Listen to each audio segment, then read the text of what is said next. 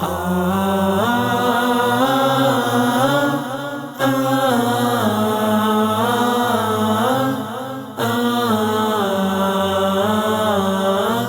اس کا مطلب ہے جس بستی میں اصلاح کا کام جاری ہو، مصلحین اپنی ذمہ داری ادا کر رہے ہوں اور لوگ اپنی غلطیوں کا اعتراف کرتے ہوئے اصلاح کی منزل کی طرف جا رہے ہوں، تو اس بستی پر بھی اللہ عذاب نازل نہیں کرتا۔ تو گویا امان کتنے ہو گئے؟ 3 ہو گئے: اصلاح، استغفار اور نبی اکرم صلی اللہ علیہ وسلم کا موجود ہونا۔ مکے کی اگر صورتحال کا اندازہ کریں تو اس میں نبی پاک صلی اللہ علیہ وسلم تو موجود تھے، تو اس وقت تک تو عذاب نہیں آ سکتا جب تک نبی پاک صلی اللہ علیہ وسلم مکہ میں تھے۔ جب نکل گئے آپ وہاں سے تو پھر عذاب آ سکتا ہے۔ گزشتہ انبیاء کی تاریخ بھی یہی ہے۔ حضرت ہود علیہ السلام کو دیکھ لیجئے، حضرت صالح علیہ السلام کو دیکھ لیجئے، حضرت لوط علیہ السلام کو دیکھ لیجئے، حضرت نوح علیہ السلام کو دیکھ لیجئے کہ جب تک وہ ان کے اندر رہے عذاب نہیں آیا، وہاں سے نکلے تو عذاب آیا۔ اسی طرح فرمایا کہ وَأَنْتَ فِيهِمْ، جب آپ موجود ہیں تو پھر عذاب کیسے آئے؟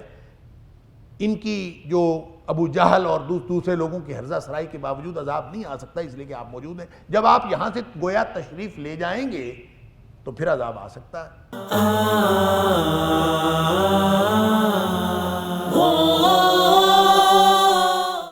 بہت بڑے بڑے کافر ہوں ان کے اوپر عذاب نازل نہیں ہوتا۔ اور دوسری بات یہ کہ اگر وہ استغفار کر رہے ہوں تو عذاب نازل نہیں ہوتا۔ خود نبی پاک صلی اللہ علیہ وسلم تو موجود تھے، استغفار کرنے کا کیا مطلب ہے؟ استغفار تو ابو جہل نہیں کرتا تھا نا، استغفار کون کرتا تھا؟ یعنی جو قوم استغفار کر رہی ہو تو اس قوم پر اللہ عذاب نازل نہیں کرتا۔ اللہ، ایک امان اور بھی ہے جس کا ذکر اللہ تعالیٰ نے سورہ روم میں کیا ہے، سورہ روم میں، سورہ ہود میں، کہ اللہ تعالیٰ نے فرمایا کہ وَمَا كَانَ رَبُّكَ لِيُهْلِكَ الْقُرَىٰ بِظُلْمٍ وَأَهْلُهَا مُصْلِحُونَ، تیرا رب کسی بستی کو ظلم کے ساتھ ہلاک اور برباد کبھی نہیں کرتا۔ وَأَهْلُهَا مُصْلِحُونَ، جس بستی کے رہنے والے اصلاح کا عمل جاری رکھے ہوئے ہوں، جس بستی میں اصلاح کا کام ہو رہا ہو اور لوگ اصلاح کی منزل کی طرف گامزن ہوں، چاہے وہ تھوڑی اصلاح ہو رہی ہو چاہے زیادہ، بس اصلاح کا کام ہو رہا ہو، لوگ رک نہ گئے ہوں اور اصلاح کا کام کر رہے ہوں، تو اللہ اس بستی کو کبھی ہلاک نہیں کرتا۔ تو اس کا مطلب ہے جس بستی میں اصلاح کا کام جاری ہو، مصلحین اپنی ذمہ داری ادا کر رہے ہوں اور لوگ اپنی غلطیوں کا اعتراف کرتے ہوئے اصلاح کی منزل کی طرف جا رہے ہوں، تو اس بستی پر بھی اللہ عذاب نازل نہیں کرتا۔ تو گویا امان کتنے ہو گئے؟ 3 ہو گئے: اصلاح، استغفار اور نبی اکرم صلی اللہ علیہ وسلم کا موجود ہونا۔ مکے کی اگر صورتحال کا اندازہ کریں تو اس میں نبی پاک صلی اللہ علیہ وسلم تو موجود تھے، تو اس وقت تک تو عذاب نہیں آ سکتا جب تک نبی پاک صلی اللہ علیہ وسلم مکہ میں تھے۔ جب نکل گئے آپ وہاں سے تو پھر عذاب آ سکتا ہے۔ گزشتہ انبیاء کی تاریخ بھی یہی ہے۔ حضرت ہود علیہ السلام کو دیکھ لیجئے، حضرت صالح علیہ السلام کو دیکھ لیجئے، حضرت لوط علیہ السلام کو دیکھ لیجئے، حضرت نوح علیہ السلام کو دیکھ لیجئے کہ جب تک وہ ان کے اندر رہے عذاب نہیں آیا، وہاں سے نکلے تو عذاب آیا۔ اسی طرح فرمایا کہ وَأَنْتَ فِيهِمْ، جب آپ موجود ہیں تو پھر عذاب کیسے آئے؟ ان کی جو ابو جہل اور دوسرے لوگوں کی ہرزہ سرائی کے باوجود عذاب نہیں آ سکتا، اس لیے کہ آپ موجود ہیں۔ جب آپ یہاں سے گویا تشریف لے جائیں گے تو پھر عذاب آ سکتا ہے۔ وَهُمْ يَسْتَغْفِرُونَ، استغفار اور اصلاح تو وہاں پہ تھی نہیں، اصلاح کا عمل یہاں تو ذکر نہیں ہے، جو میں نے عرض کیا سورہ ہود کے اندر ذکر ہے، لیکن یہاں جو دوسری امان کا ذکر ہے استغفار، تو اس کے بارے میں 3 احتمالات ہو سکتے ہیں، 3 صورتیں ہو سکتی ہیں۔ ایک صورت تو یہ کہ ان کے اندر مسلمان تھے جو استغفار کرتے تھے، اس سرزمین پر استغفار ہو رہا تھا، گناہ اور ظلم کافر کرتے تھے، استغفار مسلمان کرتے تھے، استغفار کا عمل اس سرزمین پہ مکہ مکرمہ کے اندر جاری تھا۔ دوسرا احتمال یہ ہو سکتا ہے کہ خود جو مشرکین مکہ تھے اگرچہ طواف برہنہ کرتے تھے، اگرچہ بے شمار قسم کی خرافات رکھتے تھے، لیکن جب وہ بیت اللہ میں داخل ہوتے یا اس میں سے نکلتے تو غفرانک غفرانک کہتے ہوئے نکلتے، غفرانک غفرانک کہتے ہوئے داخل ہوتے۔ تو اس کا اشارہ وہ بھی ہو سکتا ہے کہ تم جیسے بھی ہو، اپنے معاملات میں اپنے عقیدے کے برے، اعمال کے برے، کردار کے برے، لیکن جب تم داخل ہوتے ہو تو تم غفرانک غفرانک کہتے ہو، وہم یستغفرون، تم استغفار مانگتے ہو اللہ سے، لہذا عذاب مجموعی طور پر نہیں آ سکتا۔ ایسا عذاب جو مٹا دے سب کو، وہ نہیں آ سکتا۔ تیسرا احتمال اور تیسری صورت یہ ہو سکتی ہے کہ ان میں سے لوگ مسلمان ہو رہے تھے آہستہ آہستہ، انہی میں سے، تو جو آج کافر ہے کل مسلمان ہوتا تھا، پھر استغفار کرتا تھا، اور یہ عمل جاری تھا۔ وہم یستغفرون، ہر ہفتے ہر مہینے کوئی نہ کوئی آدمی مسلمان ہوتا تھا اور مسلمان ہو کر پھر وہ استغفار کرتا تھا۔ تو یہ استغفار کی 3 صورتیں کم از کم وہاں مکے کے اندر موجود تھیں، لہذا نبی پاک صلی اللہ علیہ وسلم بنفس نفیس موجود تھے اور استغفار بھی کسی نہ کسی صورت میں موجود تھا، عذاب نہیں آ سکتا۔ اور یہ عذاب استیصال ہے۔ عذاب استیصال کا مطلب یہ کہ وہ عذاب جو ملیا میٹ کر دے ان کو۔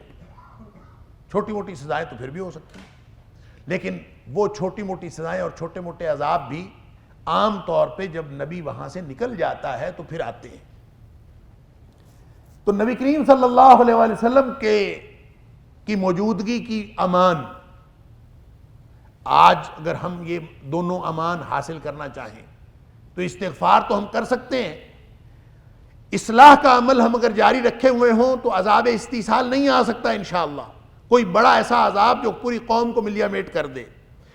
اور اگر عذاب آتا ہے، اگر کوئی آسمانی آفت آتی ہے، اگر وہ ہمارے مختلف معاملات کو تباہ و برباد کرتی ہے، تو اس کا مطلب یہ ہے کہ ہم اصلاح کا عمل جاری رکھے ہوئے نہیں ہیں، ہمارے اصلاح کے عمل میں فرق ہے، یا پھر ہمارا استغفار درست نہیں ہے، یا ہم نہیں کرتے، ہم نے استغفار چھوڑ دیا۔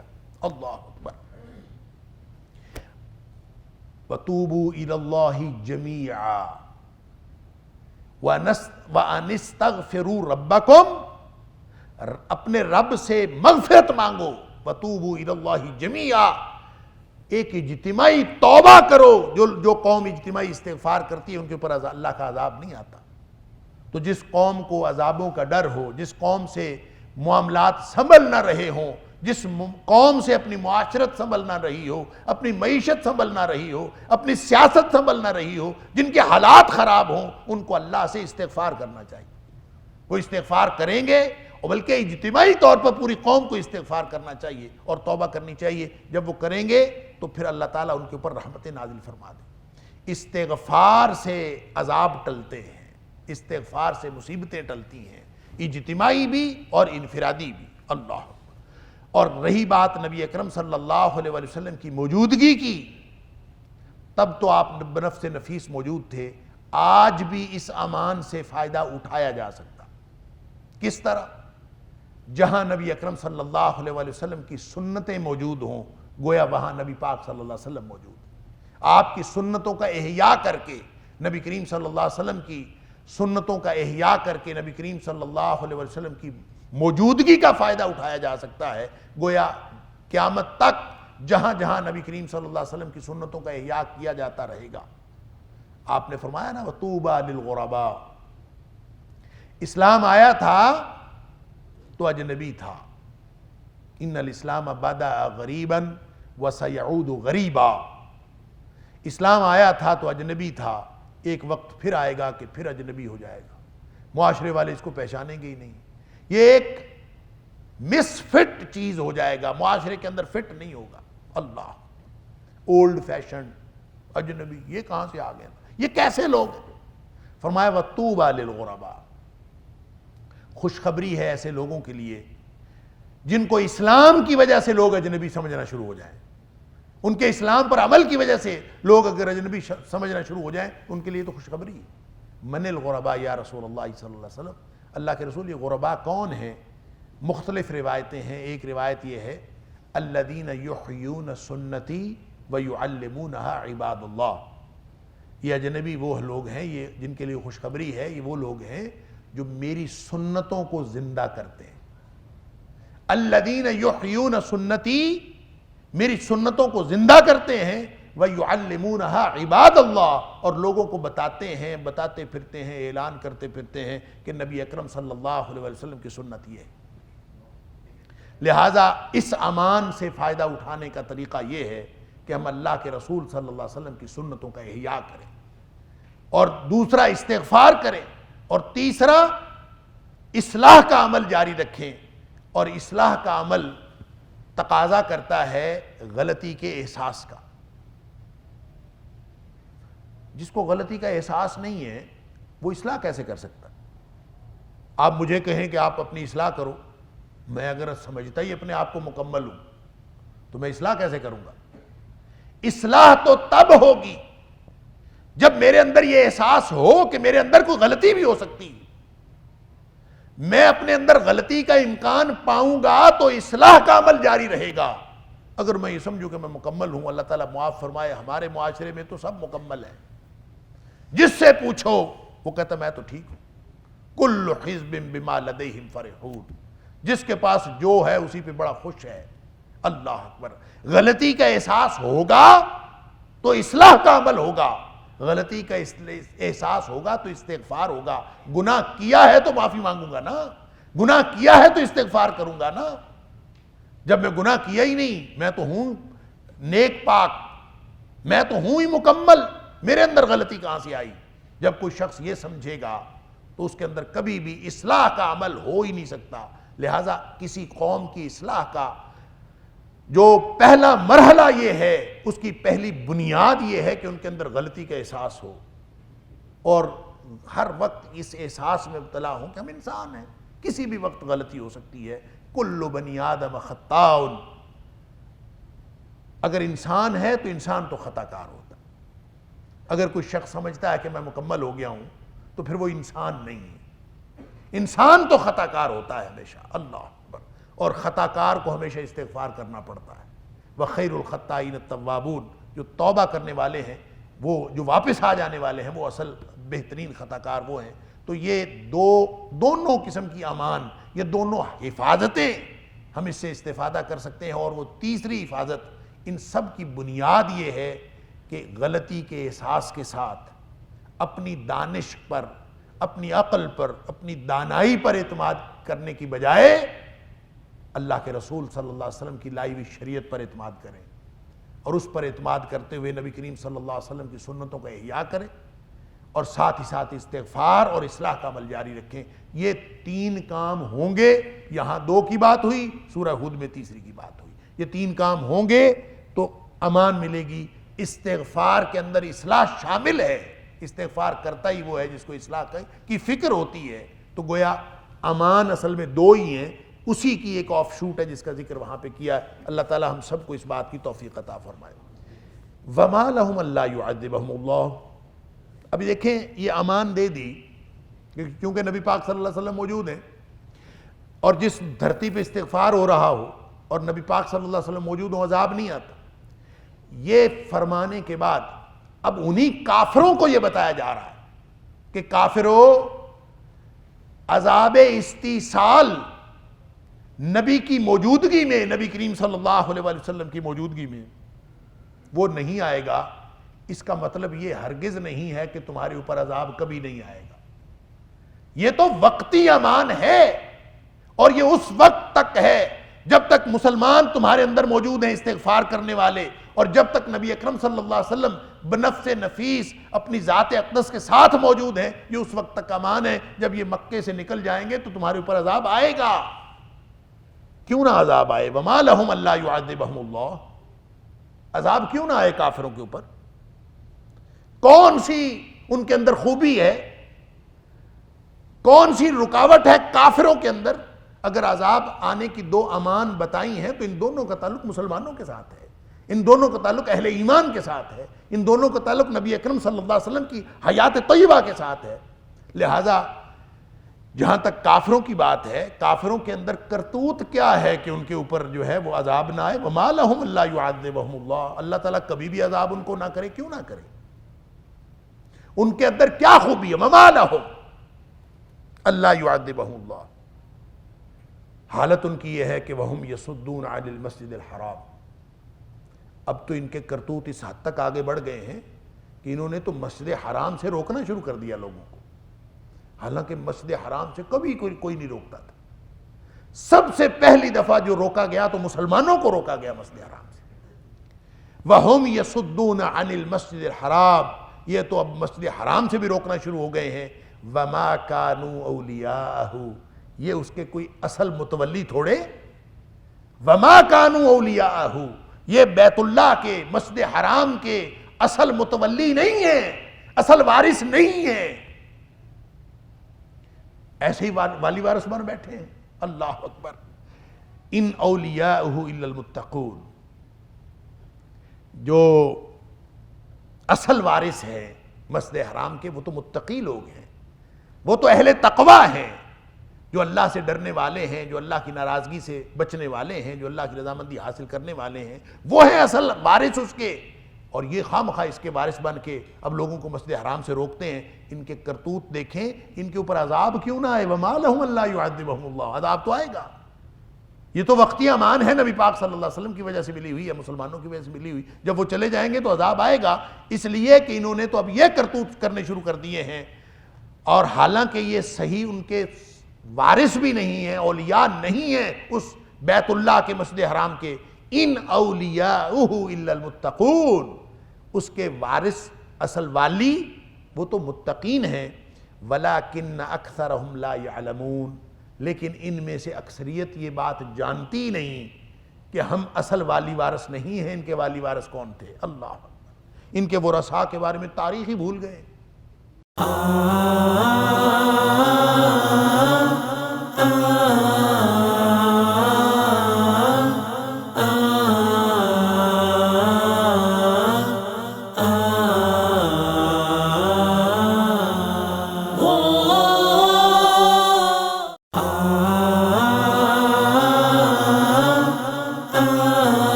کہتے یہ تھے وَلَكِنَّ أَكْثَرَهُمْ لَا يَعْلَمُونَ. اللہ اکبر. ان میں سے اکثریت کو معلوم ہی نہیں. کیا بات معلوم نہیں؟ یہ اپنے آپ کو دین ابراہیمی کا وارث کہتے تھے اور حضرت ابراہیم علیہ السلام کا نام لیتے تھے. ہم نے آپ کو حضرت ابراہیم علیہ السلام کے دین کا پیروکار کہتے تھے. اب اندازہ کیجئے حضرت ابراہیم علیہ السلام نعوذ باللہ من ذالک برہنہ طواف کرتے تھے. نعوذ باللہ من ذالک جو خرافات انہوں نے شروع کر رکھی ہیں وہاں پہ، یہ ابراہیم علیہ السلام کرتے تھے. ابراہیم علیہ السلام تو تقوی کی، توحید کی اور اللہ کی فرما برداری کی اور اللہ تعالیٰ قانتا للہ حنیفا، وہ تو توحید کی عملی تصویر تھے اور اللہ کے فرما بردار تھے، تقوی والے تھے. ان کو یہ بھی معلوم نہیں ہے کہ ہم کس کے وارث ہونے کا دعویٰ کر رہے ہیں. یہ تو وارث بن ہی نہیں سکتے، ان کو معلوم ہی نہیں ہے. آہستہ آہستہ جیسے جیسے مرور زمانہ کے ساتھ جیسے جیسے تاریخ بعید ہوتی گئی، ان کو یہ معلوم ہی نہیں پڑا، ان کو یہ سمجھ ہی نہیں آئی بعد کی نسلوں کو کہ اصل میں ہم چلے کہاں سے تھے. ابراہیم علیہ السلام کا اسوہ کیا تھا، اسماعیل علیہ السلام کیا تھے، کیوں ابراہیم علیہ السلام عراق سے چلے فلسطین آئے اور فلسطین سے چلے یہاں حجاز آئے، بیت اللہ آ کے تعمیر کیا، کیوں انہوں نے آ کے کیا. اور اسماعیل علیہ السلام چھوٹے سے ننھے اسماعیل کو اور حضرت حاجرہ کو یہاں چھوڑ کے ابراہیم علیہ السلام چلے گئے. آخر یہ کیوں ہوا؟ مکہ کو کیوں آباد کیا گیا؟ بیت اللہ کیوں آباد کیا گیا؟ اس کے اندر توحید کے کون کون سے پہلو تھے جس کی وجہ سے ان سب نے مشقتیں اٹھائیں؟ ان کو تو یہ معلوم ہی نہیں ہے. وَلَكِنَّ أَكْثَرَهُمْ لَا يَعْلَمُونَ. یہ جانتے ہی نہیں ہیں کہ اس کی تاریخ اولیاء کی کیا رہی ہے. یہ تو حکم ابراہیم علیہ السلام کو اور اسماعیل علیہ السلام کو ہوا تھا ان طہرا بیتیا للطائفین والعاکفین والرکع السجود. باپ بیٹا اس کو پاک کرو. شرک سے بچانے کے لیے آئے تھے، بتوں سے پاک کرنے کے لیے آئے تھے، صفائی طہارت کا انتظام کرنے کے لیے آئے تھے کہ جو آئے وہ ایک بہترین مسجد کے اندر اللہ اکبر ان طہرا بیتیا، میرا گھر پاک کر دو. اللہ اکبر. صفائی کر دو، طہارت اس کو پہنچا دو. للطائفین والعاکفین، طواف کرنے والوں کے لیے، اعتکاف کرنے والوں کے لیے، اور رکوع کرنے والوں کے لیے، اور سجدے کرنے والوں کے لیے۔ اللہ اکبر۔ تو ان کو یہ معلوم نہیں ہے، وَلَٰكِنَّ أَكْثَرَهُمْ لَا يَعْلَمُونَ۔ اب یہ سارا شرک کرتے ہیں۔ حضرت ابراہیم علیہ السلام شرک کو مٹانے کے لیے آئے، ان کی تو پہلی آواز ہی شرک کے خلاف تھی، ان کا تو جھگڑا ہی وقت کے نمرود کے ساتھ شرک کا جھگڑا تھا اور توحید کا جھگڑا تھا، ان کا تو جھگڑا ہی یہی تھا۔ یہ کفار مکہ جو ہیں شرک میں مبتلا ہے، اسی بیت اللہ کے اندر بت رکھے ہوئے ہیں، وہیں پہ جا کے برہنہ طواف کرتے ہیں، مختلف قسم کی خرافات اپنی عبادات کے اندر شامل کی ہوئی ہیں، اور سمجھتے پھر یہ ہیں کہ ہم والی وارث ہیں۔ وَلَٰكِنَّ أَكْثَرَهُمْ لَا يَعْلَمُونَ۔ ان کو معلوم ہی نہیں ہے کہ وہ کون تھے اور ہم کون ہیں، یہ اپنے آپ کو سمجھتے ہیں کہ ہم ان کی پیروکار ہیں۔ وَمَا كَانَ صَلَاتُهُمْ عِندَ الْبَيْتِ إِلَّا مُكَاءً وَتَصْدِيَةً۔ اندازہ تو کریں، ایک تو برہنہ جاتے تھے، باقی خرافات اپنی جگہ، اور جا کے عبادت کیا کرتے تھے؟ یعنی ان کو اتنا نہیں معلوم کہ ابراہیم علیہ السلام اور اسماعیل علیہ السلام کی عبادت یہ تھی۔ اب انہوں نے عبادت کیا بنا رکھی ہے؟ وَمَا كَانَ صَلَاتُهُمْ عِندَ الْبَيْتِ۔ اب ان کافروں کی جو بیت اللہ میں جا کے جو عبادت ہے، إِلَّا مُكَاءً وَتَصْدِيَةً، وہ جا کے سیٹیاں بجانا اور تالیاں پیٹنا۔ اللہ اکبر۔ یعنی بے معنی آوازیں نکالنا، بے معنی حرکتیں کرنا۔ سیٹی آواز ہوتی ہے، تالی بجانا حرکت ہوتی ہے، اور اس میں بھی ایک آواز ہوتی ہے۔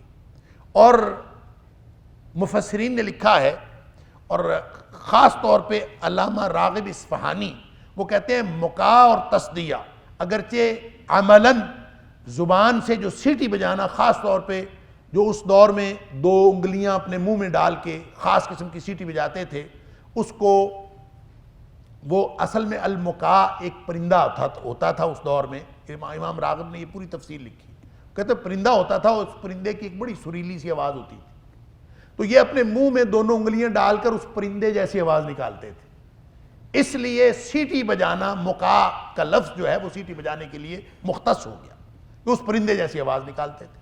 اور تالیاں بجانا یہ اصل میں الٹی سیدھی حرکتیں جس کے اندر سے آواز نکلے۔ اب تالی سے جو آواز نکلتی ہے یا جو سیٹی سے آواز نکلتی ہے، یہ دونوں آوازیں اور دونوں حرکتیں، اس کا کوئی معنی نہیں ہے، اس کے اندر کوئی معنویت اور مقصدیت نہیں ہے، لہذا عبادت کیا کرتے ہیں؟ مکاء و تصدیہ، بے مقصد ایسی آوازیں اور ایسی حرکتیں کہ بندہ دیکھ کے حیران ہو جاتا کہ یہ کیا کر رہے ہیں اللہ، اور اس کو وہ عبادت قرار دیتے۔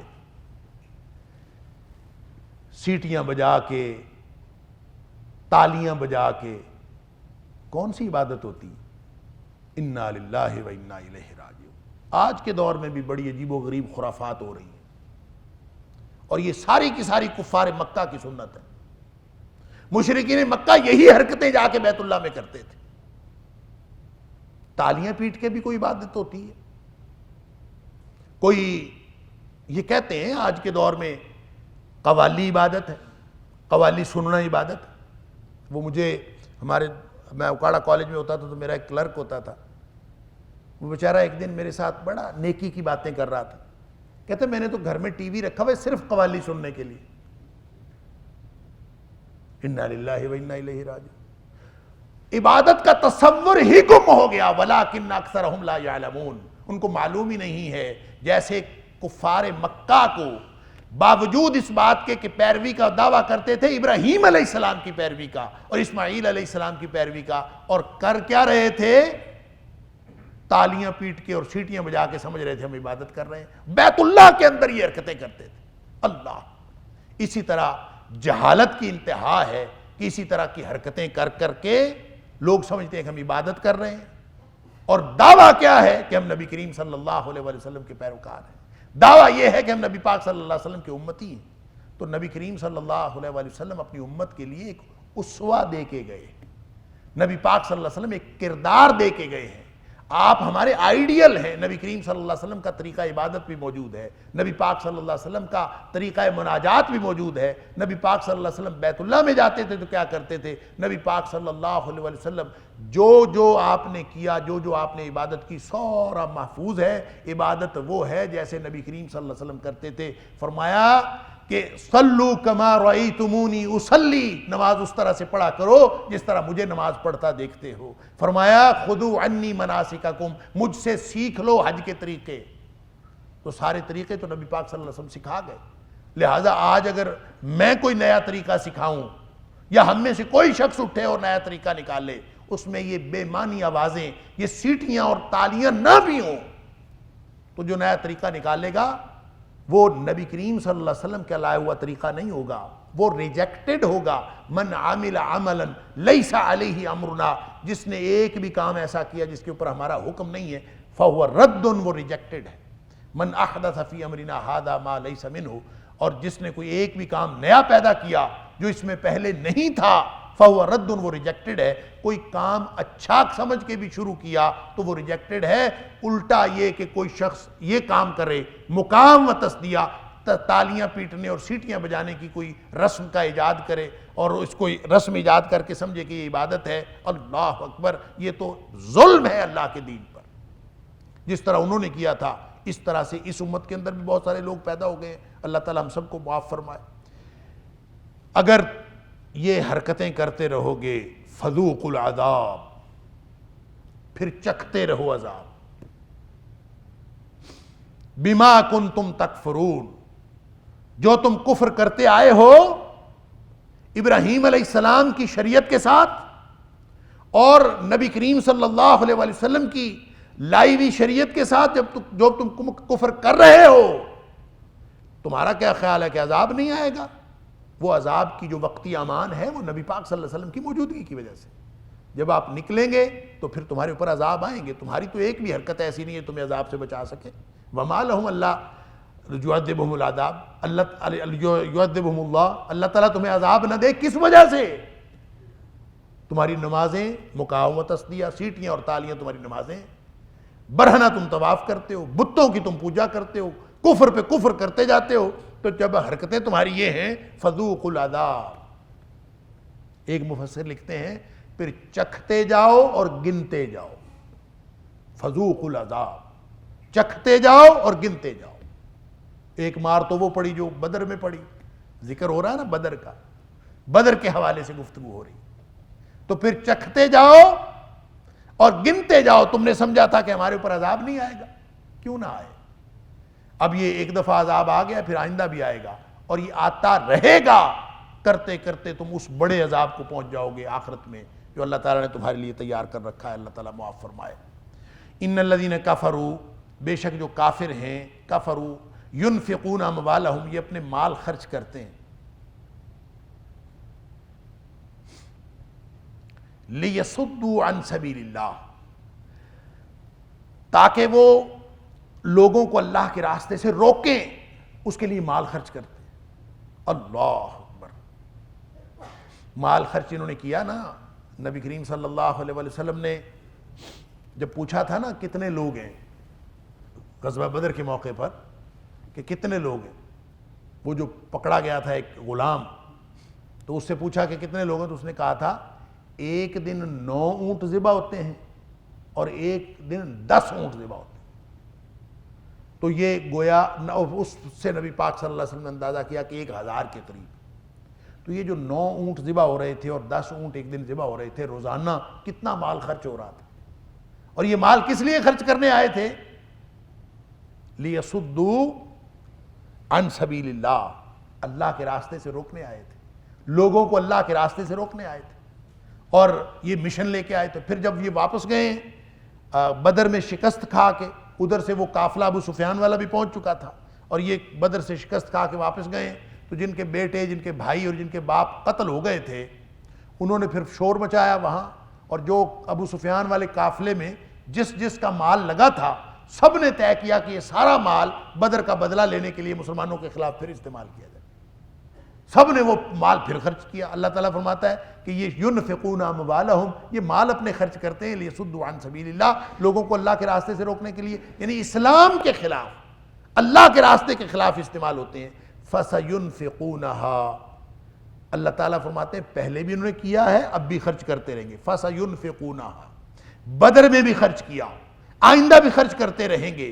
ثُمَّ تَكُونُ عَلَيْهِمْ حَسْرَةً ثُمَّ يُغْلَبُونَ، اور جتنا بھی یہ مال خرچ کریں گے سوائے حسرت کے اور کچھ نہیں ہوگا، ان کے ہاتھ میں کچھ نہیں آنا سوائے حسرت کے۔ ثُمَّ يُغْلَبُونَ، پھر یہ مغلوب بھی ہو جائیں گے، شکست بھی کھا جائیں گے۔ وَالَّذِينَ كَفَرُوا إِلَىٰ جَهَنَّمَ يُحْشَرُونَ، یہ دنیا کی جو چھوٹی چھوٹی جو عذاب کی صورتیں ہیں، ان کے بعد جو بڑا عذاب ہے اس کی طرف یہ اکٹھے کیے جائیں گے۔ والذین کفروا، اور جو کافر ہیں، الی جہنم یحشرون، یہ سارے کے سارے اکٹھے کیے جائیں گے یا ہانک دیے جائیں گے جہنم کی طرف۔ یحشرون کا معنی ہوتا ہے اکٹھے کیے جائیں گے، لیکن یہ جو پیچھے الی آیا ہے اس کا مطلب ہے الی جہنم یحشرون، جہنم کی طرف، اس کا مطلب ہے ہانک دیے جائیں گے، اکٹھے ان کو ہانک دیا جائے گا، دھکیل دیا جائے گا جہنم کی طرف۔ اللہ تعالیٰ معاف۔ لیمیز اللہ الخبیث من الطیب ویجعل الخبیث بعدہ علی بعد فیرکمہ جمیعا فیجعلہ فی جہنم اولئک هم الخاسرون۔ اللہ اکبر۔ اس لیے کہ اللہ تعالیٰ تمیز کرے، ممتاز کر دے ناپاک کو پاک سے، پاک الگ ہو جائے، ناپاک الگ ہو جائے۔ وَيَجْعَلَ الْخَبِيثَ بَعْدَهُ عَلَى بَعْدٍ، اور ناپاک لوگوں کو ایک دوسرے کے اوپر چڑھا دے۔ فَيَرْقُمَهُ، اور پھر ان کا ایک ڈھیر لگ جائے۔ رقم کہتے ہیں، رقم یہ کاف کشش والا رقم ہے۔ فَيَرْقُمَهُ، رقم کہتے ہیں کہ کوئی چیز آپ اوپر نیچے رکھتے جائیں تو ایک ڈھیر لگ جائے۔ فَيَرْقُمَهُ، تو فرمایا کہ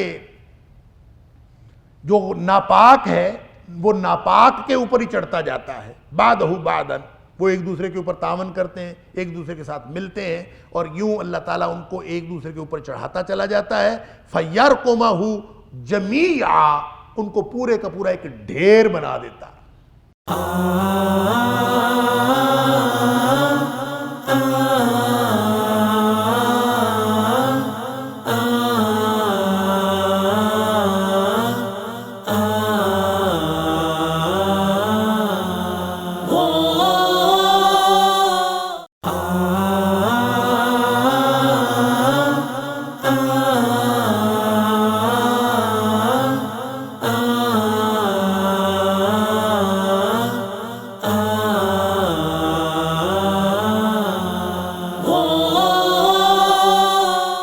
اور اس ڈھیر کو فَيَجْعَلَهُ فِي جَهَنَّمَ، پھر ان کو دھکیل کے سب کو جہنم میں پھینک دیا جاتا ہے۔ اللہ اکبر۔ اولئک هم الخاسرون، یہی وہ لوگ ہیں جو خسارہ پانے والے ہیں۔ قُل لِّلَّذِينَ كَفَرُوا، اے حبیب صلی اللہ علیہ وسلم کافروں سے آپ فرما دیجئے،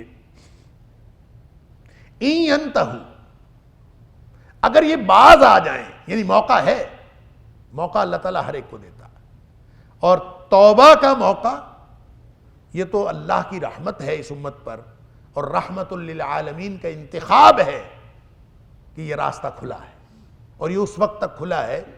ان اللہ تعالی یقبل توبۃ العبد ما لم یغرغر، موت سے پہلے پہلے، جب حالت نزع طاری نہیں ہو جاتی، اس سے پہلے پہلے یہ دروازہ کھلا۔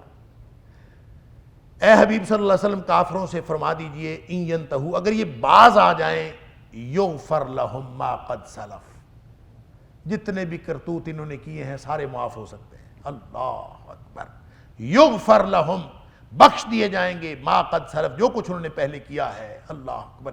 یہ تو باز آ جانے کا کیا مطلب ہے؟ اپنے کفر سے باز آ جائے، اور جو کفر سے باز آ جاتا ہے کیا مطلب؟ اسلام قبول کر لے، اور جو اسلام قبول کر لے گا اس کے لیے قانون ہے الاسلام تہدم ما کان قبلہ۔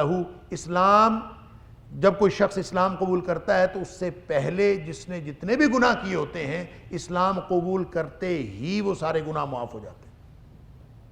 بخاری شریف کی ایک حدیث ہے کہ نبی کریم صلی اللہ علیہ وسلم نے فرمایا کہ جو شخص اسلام لانے کے بعد نیکی کا رستہ اختیار کرتا ہے نا، اس کے گناہ معاف ہوتے ہیں گزشتہ، وگرنہ جو اسلام قبول کرنے کے بعد بھی برائی کے رستے پر رہتا ہے اس سے گزشتہ گناہوں کا بھی مواخذہ ہوگا، جو اس نے حالت کفر میں کیے اس کا بھی مواخذہ ہوگا، وہ پھر ہرے ہو جائیں گے۔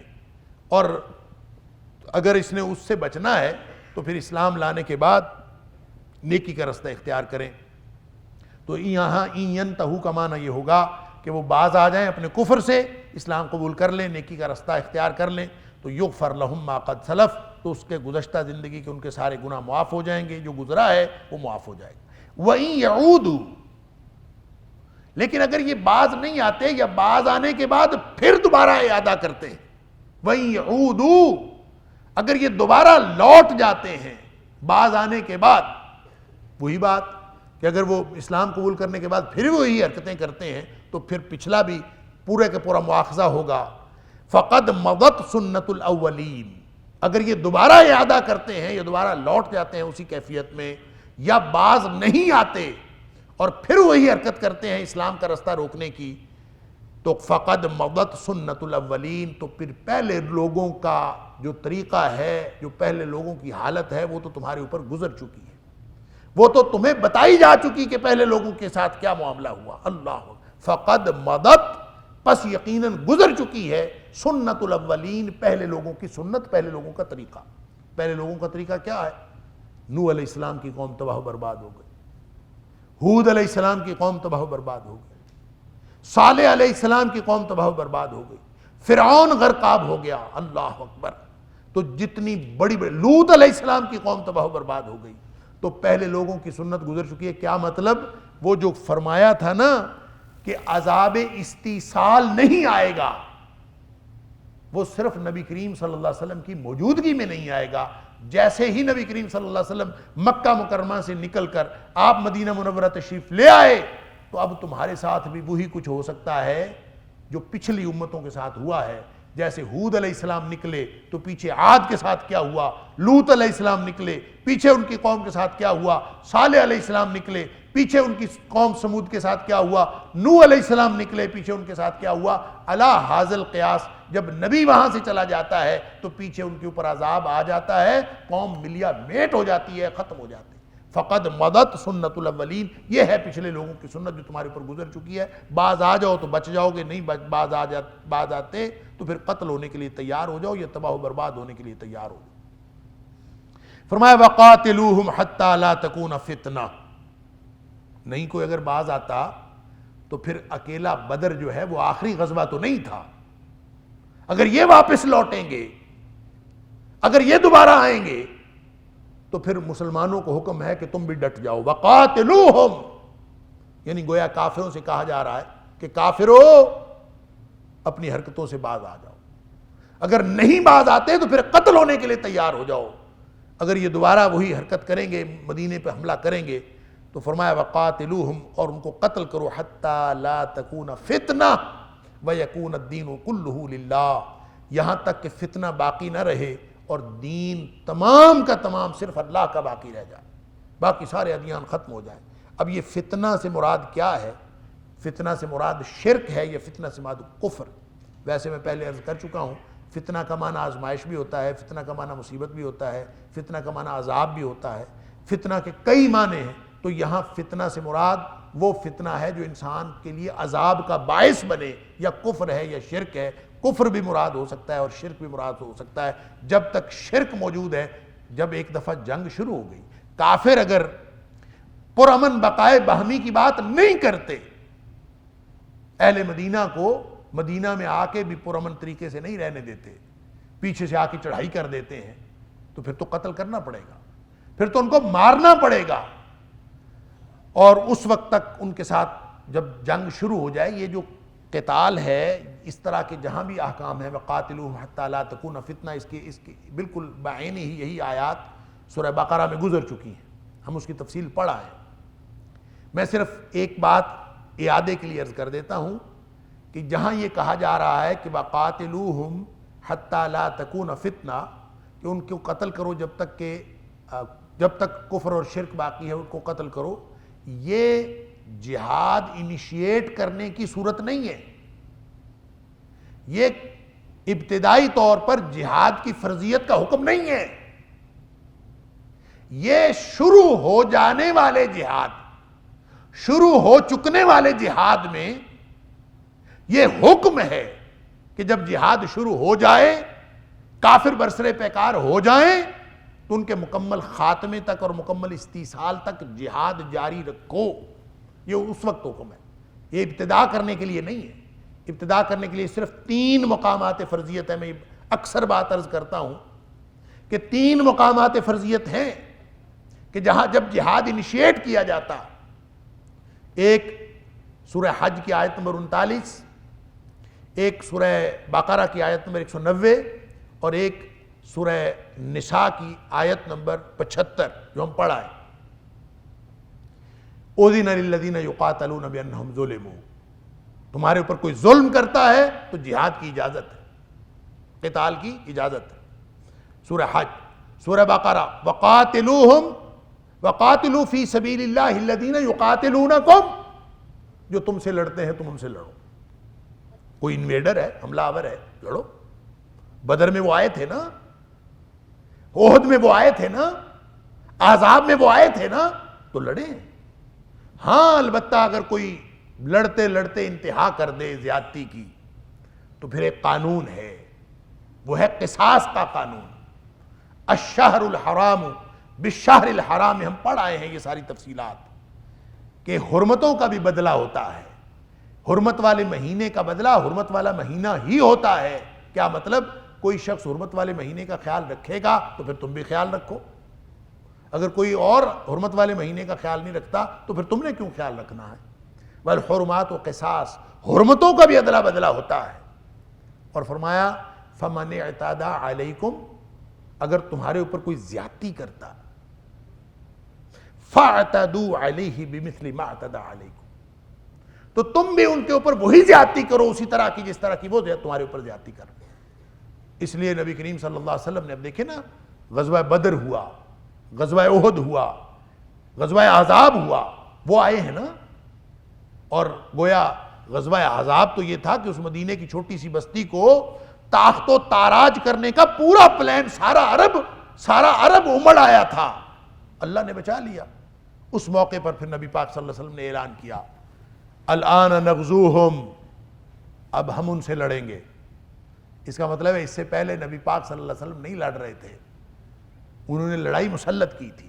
الآن نغزوہم ولا یغزونا، اب وہ ہم سے نہیں لڑیں گے، ہم جا کے لڑیں گے۔ وَنَحْنُ نُسِيرُ إِلَيْهِمْ، ہم پیش قدمی کریں گے ان کی طرف۔ یہ بخاری شریف کی حدیث ہے۔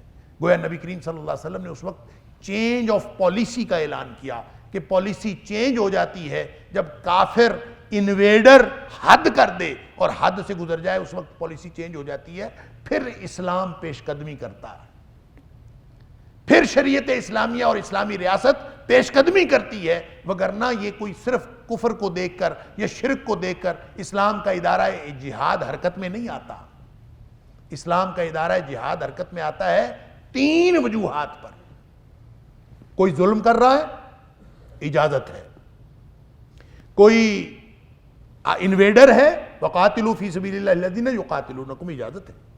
اور تیسری صورت یہ ہے کہ وما لکم لا تقاتلون فی سبیل اللہ والمستضعفین من الرجال والنساء والولدان الذین یقولون ربنا اخرجنا من هذه القریۃ الظالم اہلها، کہ آپ کے اوپر نہ انویڈر کوئی آیا ہے، نہ لڑائی مسلط کی گئی ہے، نہ ہی آپ کے کوئی ظلم کر رہا ہے، قریبی بستی پر ظلم ہو رہا ہے، اور قریبی بستی میں عورتوں بچوں کی چیخیں آپ کو سنائی دے رہی ہیں، تو پھر تمہیں کیا تکلیف ہے؟ اب کیوں نہیں لڑتے؟ وما لکم، تمہیں کیا مار پڑ گئی ہے؟ اللہ پوچھتا ہے وما لکم لا تقاتلون فی سبیل اللہ، اب کیوں نہیں جا کے قتال کرتے؟ اب کیا مسئلہ ہے تمہیں؟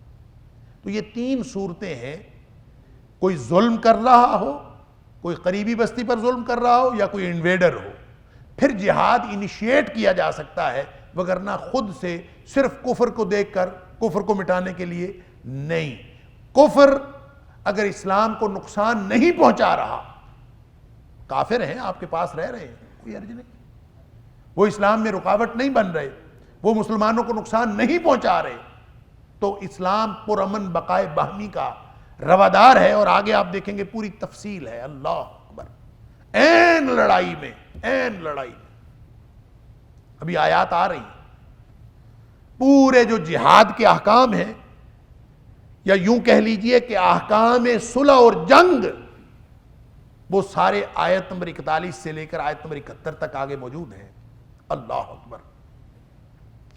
یہاں اللہ تعالیٰ نے جو حکم دیا ہے کہ لڑائی چونکہ انہوں نے انیشیٹ کر لی ہوئی ہے، وَهُمْ بَدَؤُوكُمْ أَوَّلَ مَرَّةٍ، جیسے فرمایا کہ انہوں نے لڑائی خود پہل تو انہوں نے کی ہے نا، لہذا اب لڑائی اگر جب وہ تمہارے اوپر لڑائی مسلط کرتے ہیں، باز نہیں آتے، اِن يَنْتَهُوا، باز آ جائیں گے تو ٹھیک ہے، وَإِن يَعُودُوا، لیکن اگر یہ واپس وہی حرکت دوبارہ کریں گے جیسا کہ احد میں انہوں نے کی، تو پھر اس وقت تک ان کے خلاف لڑو جب تک ان کی کمر نہ ٹوٹ جائے اور شرک اور کفر کا خاتمہ نہ ہو جائے، وَيَكُونَ الدِّينُ كُلُّهُ لِلَّهِ، اور اللہ کے دین کا غلبہ نہ ہو جائے، فَإِنِ انْتَهَوْا، اگر وہ باز آ جائیں، فَإِنَّ اللَّهَ بِمَا يَعْمَلُونَ بَصِيرٌ، پس بے شک اللہ تعالیٰ تمہارے تمام اعمال کو دیکھنے والا ہے۔